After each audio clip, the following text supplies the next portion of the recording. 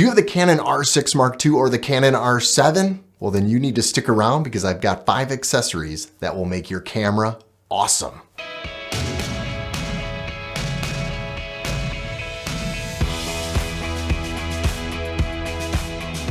Hi, I'm Jared with VisibleTour.com and welcome to a video that's going to talk about equipment for videos and for photos. It's going to be both. You're going to enjoy it. It's going to be awesome. We're going to have fun. We're going to laugh. We're going to cry. You're going to spend some money because I did, so you have to. It's kind of the deal around here.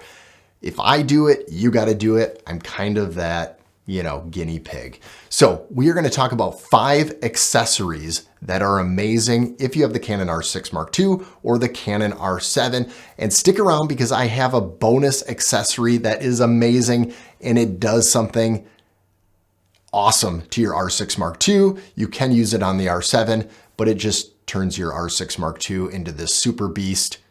It's awesome. So stick around for that and we will talk about that one at the end. All the products that we're going to be talking about today are going to be in the description below. So if you do decide to purchase, feel free to click on those links and help support the channel. Let's jump into this right away and talk about the very first accessory that you should buy if you have the Canon R6 II or the Canon R7, and that is the Tascam XLR2D. I'm actually using it on the R7 right now, and I've been using it ever since I got the R7. This is an amazing accessory. So what is the XLR2D by Tascam?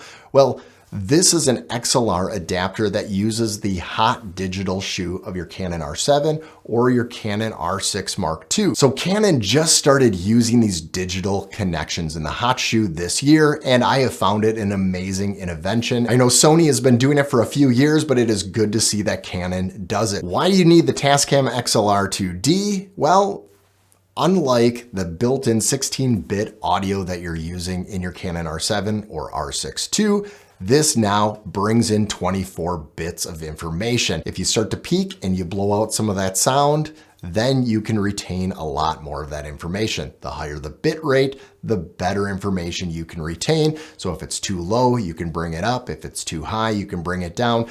But the 16-bit built into your R7 and R6 II, well, those get distorted and it doesn't give you that much leverage and dynamic range when it comes to sound. So the Tascam XLR2D is an amazing feature. So this transitions right into number 2. Number 2 would be getting an XLR microphone, shotgun mic, and I would look at the MKE by Sennheiser 600. It's in that $300 to $400 range. It has excellent audio. The one I'm using right now is the 416. The difference between the 600 and the 416 is the 600, you're gonna have to do a little bit of work in post-production.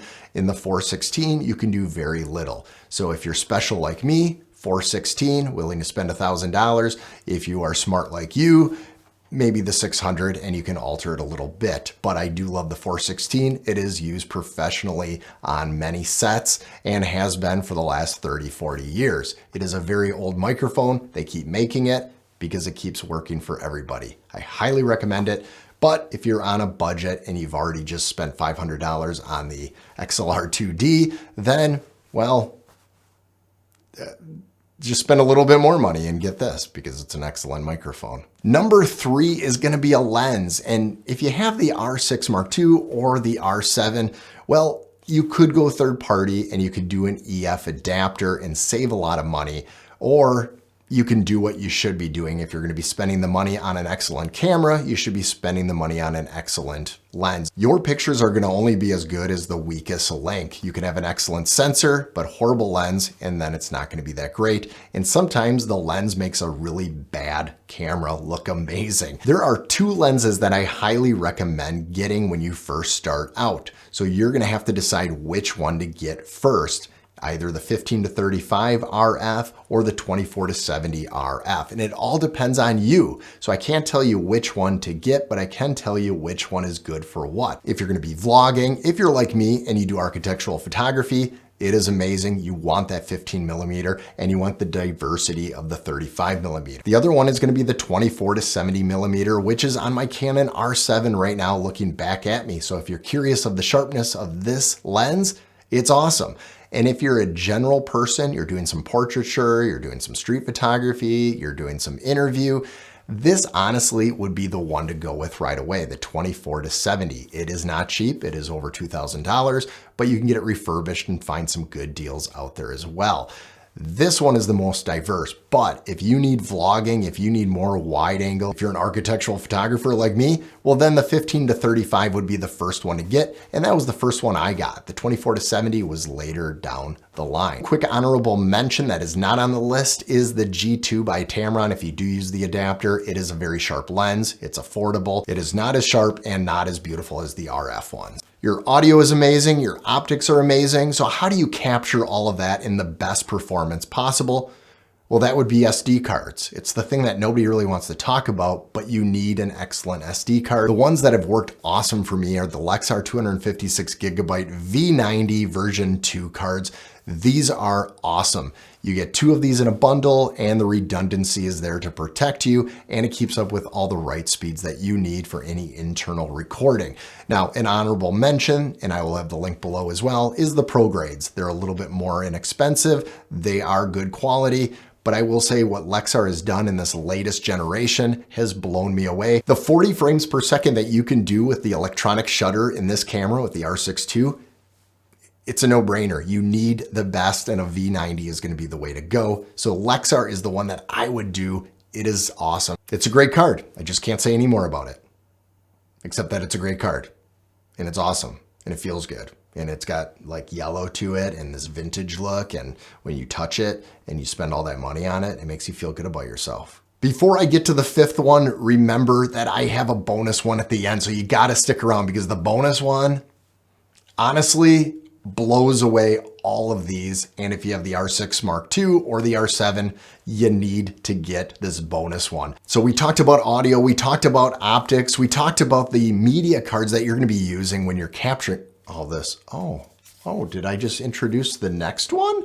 This is the TT600 by Godox, and here's the remote. It's the X2T. Now, again, I'm gonna put the link below and you can see these directly and read the reviews on them. I have had really good success with these.